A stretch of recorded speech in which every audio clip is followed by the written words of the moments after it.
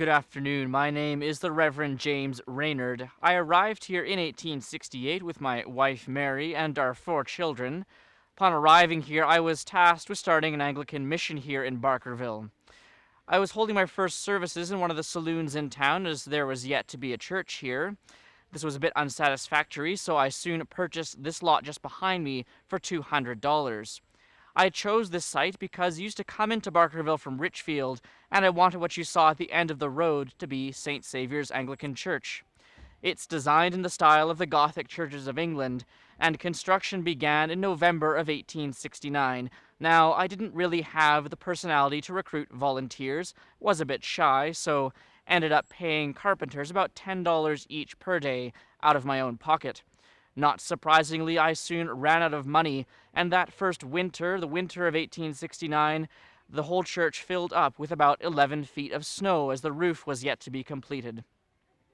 Our first Christmas service was held in the Sunday school room just around the back of the church, which I roofed with 2 of my boys who were about 8 and 11 years old at the time. There were 3 people in attendance at that first service. Our family lived in a small cabin, and it was there in February of 1870 that our 5th child was born. It was so cold the night of his birth that the port wine we had stored underneath my wife's pillow had frozen solid. The baby was fine, and the records of his baptism are in the church to this day. In 1871, I began to feel a bit ill, decided to move the family to Vancouver's Island for greener pastures. 4 years later, very sadly, I died of a brain tumor. I was only 45 years old. Our tour to the cemetery will take us up the path just to the right of the church. It's about a 10-minute walk, and we'll take a couple of stops along the way, so I'll ask you to follow me.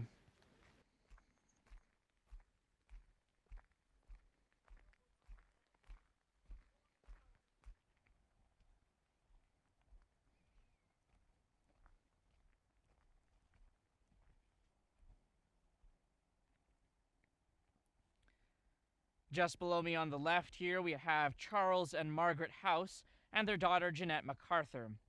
The story here begins, however, with Margaret's sister Jeanette Kaiser, who came to Barkerville from Germany in 1867. After the Great Fire of '68, she went down to San Francisco, where she met John Hauser. The 2 of them would go to Germany to get married, and would later return to Barkerville accompanied by Jeanette's sister Margaret. Both Jeanette and her sister worked as hurdy-gurdy dancers here for a time. The name came from the hand organs used to accompany the dancing before they had pianos here in Barkerville. They were paid about $1 per dance, plus a percentage of any of the alcohol they could encourage the miners to purchase. John Hauser worked his claims. The San Juan was one, and here in Barkerville he and Jeanette were active members of the Dramatic Society. John himself was an accomplished violinist, much in demand for parties up and down the creek.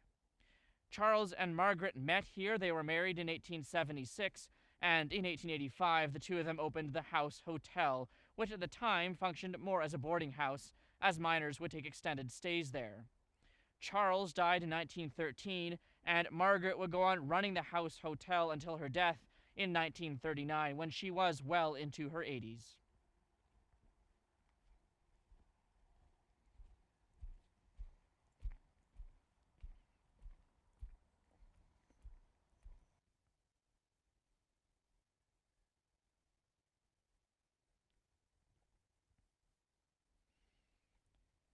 Inside this white fencing beside me, we have one of our more famous characters. This is the grave of John Cameron, otherwise known as Cariboo Cameron. John began his gold mining career down in California, mining with 2 of his brothers, Alexander and Roderick, and his friend Robert Stevenson. When John had about $20,000 worth of gold, he went back to Cornwall, Ontario to marry his childhood sweetheart, Sophia. In Cornwall, they had a daughter, and when she was about 14 months old, John heard news of gold in the Cariboo and decided to take the family to the west coast. So they boarded a ship, went all the way around the continent and to Victoria, and then overland to Barkerville.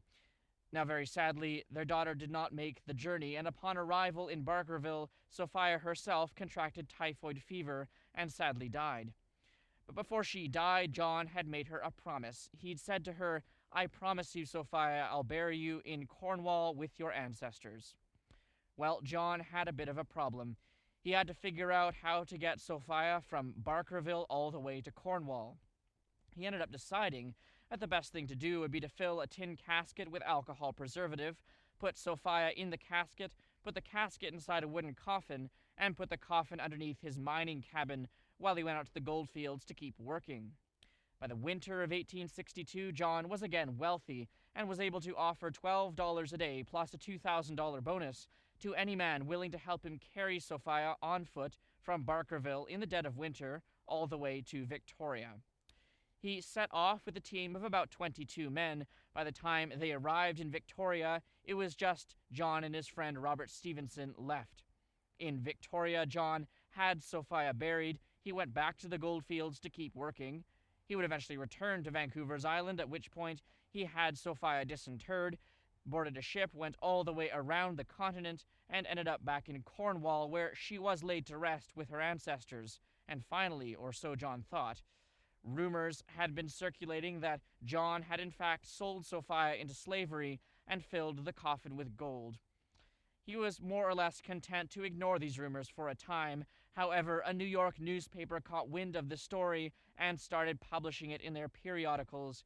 John thought, well, this is ridiculous. I must put an end to this nonsense.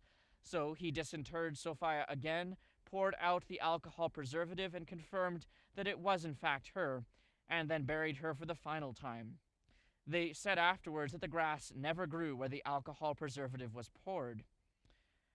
John would later remarry. His second wife's name was Christie.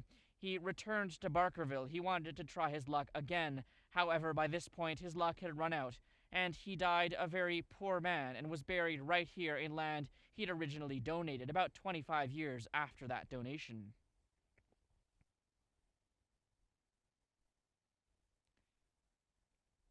This pink headstone here has a name you'll probably recognize written on it.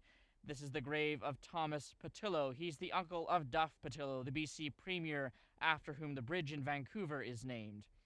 Thomas was known to have been a very generous man. He once raised $615 to permit a miner sick with consumption to go home. He also bankrolled many new miners in the area. And beside him is someone you can meet in Barkerville today. This is the grave of Isabella Hodgkinson, who came to Barkerville as Bella Irvine from England, worked as a hurdy-gurdy dancer before she met and married Billy Hodgkinson, after which she took up doing laundry for the miners. It was said of Bella that she was one of the earliest risers on the creek, and her husband Billy knew this very, very well. He'd often say to her early in the morning, "Sleep, Bella, sleep." When she died, Billy had written on her grave, "Sleep, Bella, sleep, and in God we trust."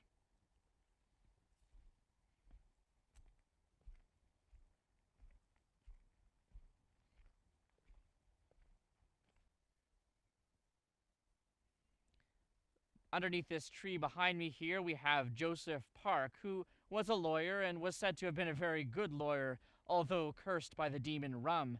He was ejected from the Gold Commissioner's office at least 3 times, frequently reprimanded by the editor of the Cariboo Sentinel newspaper for his behavior, and he came to a rather unfortunate end when at the age of 49 he tumbled down one of the water flumes that crisscrossed the streets of Barkerville.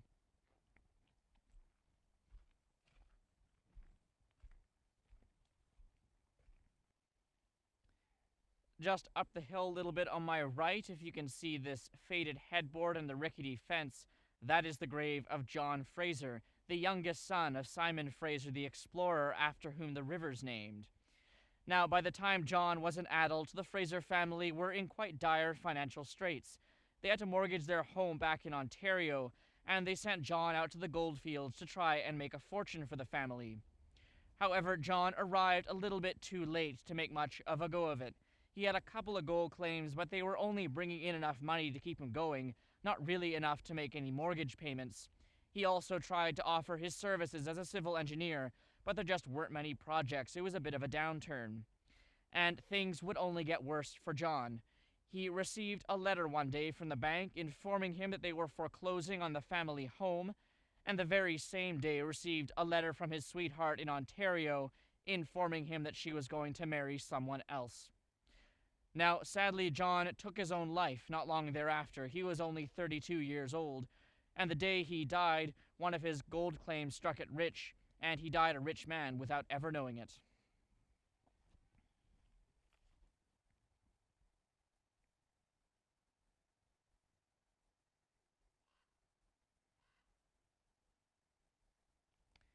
Underneath this tree on my right is the grave of Janet Allen, who soon acquired the nickname of Scotch Jenny due to her Scottish origins. She was a nursemaid to the miners in the 1860s and also ran a saloon down by Lightning Creek. And it was said of Scotch Jenny at the time that she dressed like a man, drank like a man, and died like a man, and indeed her death is quite the story. She was on her way home from her saloon up by Lightning Creek to Barkerville. She was in her horse and carriage, and she turned to speak to a miner she was passing on the road, and accidentally pulled a little bit too hard on the reins in the wrong direction, and tumbled over the ravine and broke her neck. The day she died, all the flags in Barkerville were hung at half-mast, and today there is a marker on the path up towards Richfield, marking the place where Scotch Jenny went over.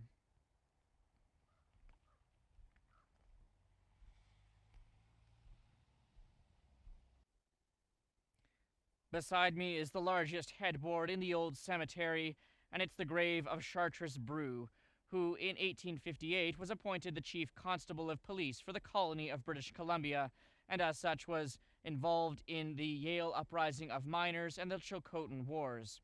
Here in Barkerville, he was gold commissioner as well as a civil magistrate, and the quote on the headboard is from Judge Begbie, and it reads, "A man imperturbable in courage and temper, endowed with a great and varied administrative capacity, a most ready wit, a most pure integrity, and a most humane heart." You can see that Mr. Brew was thought very highly of. Just in front of me is our first cemetery resident. This is Peter Gibson. You'll see that he died quite young at the age of 31.